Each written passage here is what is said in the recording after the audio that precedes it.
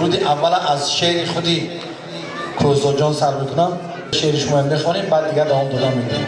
مبارک باشد سال نو، بخت سعادت به همه شما، تینجی امانی دولت و مملکت ما، سربلندی خلق ما، تاجیکستان و ازبکستان چگره های شدگی رها شدگی لیم رفته آمده شود، خشت بالامو کنده نشود ازبکستان کدی رحمت به دو پیشوا، پیشوای معظم ملت ما، پرزیدنت ما محترم جناب عالی امام علی رحمان و با جناب عالی شوکت میرزیویف که دو مرد بزرگ دست دادن، راههای کشادن، خلقهای به هم پیوست کردن، دوستی الهی جاودانی باشد.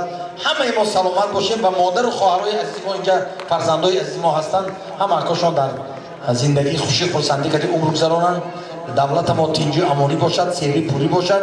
سال نو 22 سال ما، من پلنگ بچه سال من تولد 62 با 60 میداریم نصیب باشد. سال پلنگ خدا رساند لای همه ما خوشبخت باشیم.